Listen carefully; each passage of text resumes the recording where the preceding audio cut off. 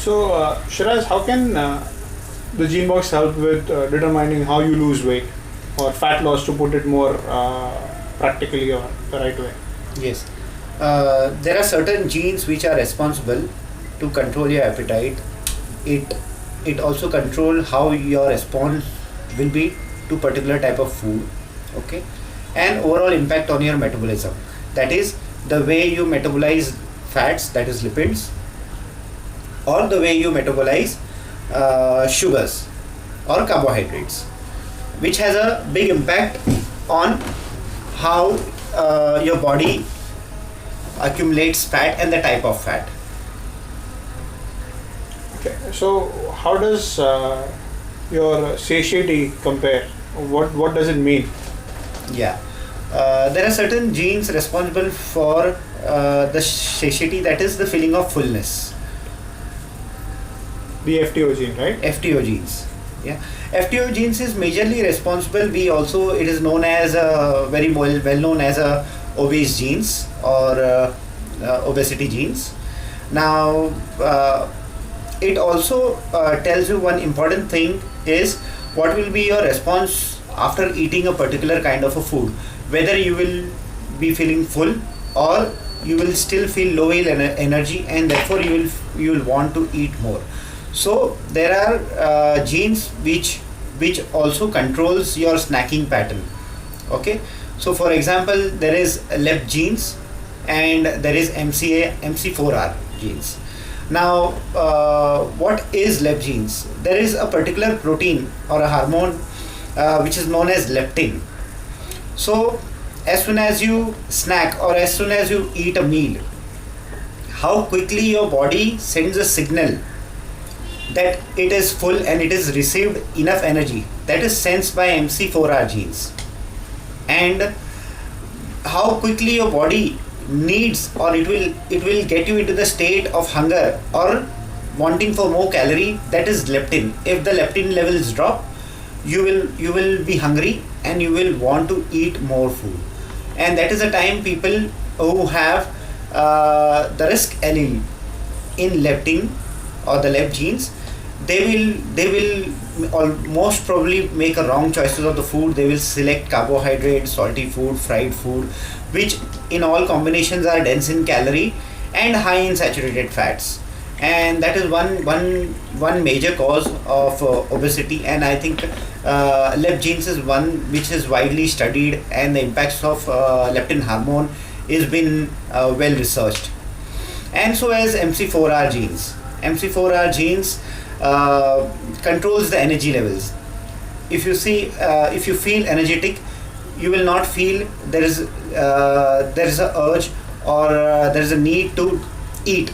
Same goes for person who is practicing an athletic event. And for example, recently we did a marathon. So if your carbohydrate intake and everything is well balanced pre-workout meal, during the workout, you will feel that you have a lot of energy and you can really push hard without feeling low in energy levels. What happens when an athlete feels low energy level? He would want to eat more, and he will think that he will not be able to maintain that same intensity or the pace in the exercise till the time he doesn't get energy or the calories from the external source. So that's how MC4R genes works. And now coming back to the obesity response on FTO genes, FTO genes also controls your metabolic response. That means it can help you either to create a thermogenic effect, or people who have a risk allele and FTO genes, they will find it very tough to burn fat or to lose weight. So, how do you counter, say, typically if you have a risk allele in FTO, Yes. what would be a basic guideline to follow? Yeah. So, for example, if we know that a particular individual has a risk allele in FTO, basically it's for us very important to understand his snacking pattern, because that's what a person may also have the leptin on the risk allele, leptin hormones. So it's very important first to align foods that are high in nutrition density and low in calorie. And also it is very important to give him certain amount of carbohydrate. That decision is taken according to his lifestyle, whether he is active or a sedentary, and depending on the food choices, we can give him slow absorbing carbs more and less of the fast absorbing carbs. So here what is very important is that you align the food according to the timing and then the quantity. So first comes the importances of time. If the certain food you know that it is healthy, but if the timing that I have aligned is wrong, still it will leave a person feeling hungry, and that will increase the urge to eat foods which are dense in calorie and low in nutrition.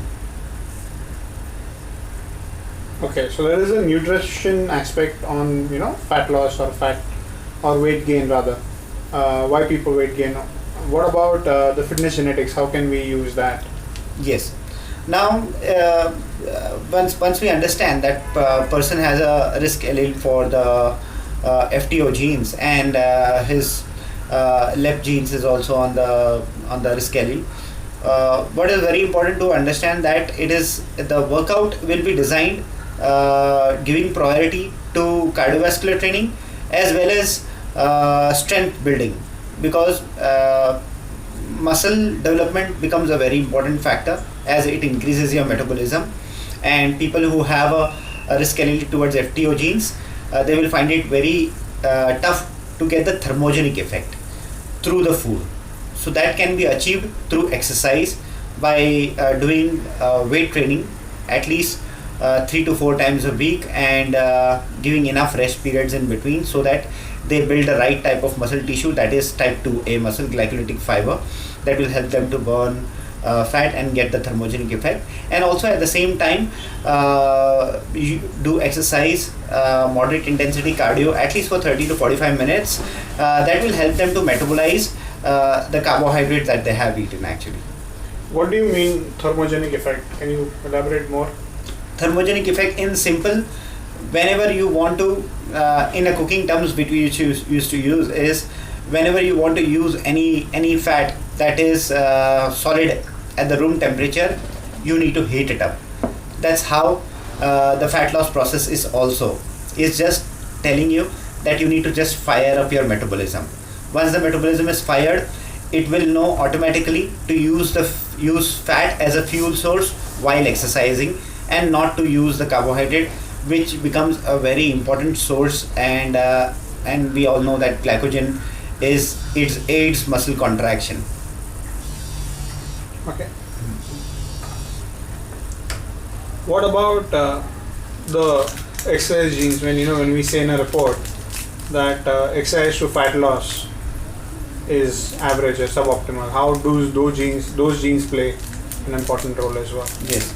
Average doesn't mean bad, and always a person who will achieve a good response, or he's, for example, if he's an individual who will just have an average response to exercise, then there are various factors.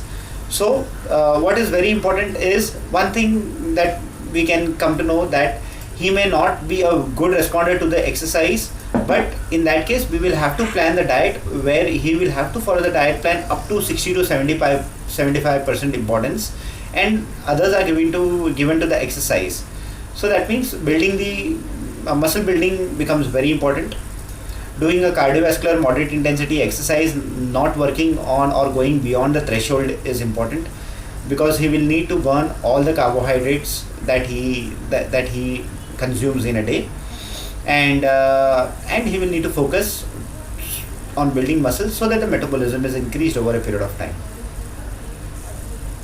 Anything else you think is important about losing weight, and how the report, like the GeneBox report, can really help in going forward, specifically aim towards losing, say, excess fat in the body, not necessarily muscle mass and other things. So if I want to get healthy and I'm overweight today, so what are the other things that can play an important role in the fat loss?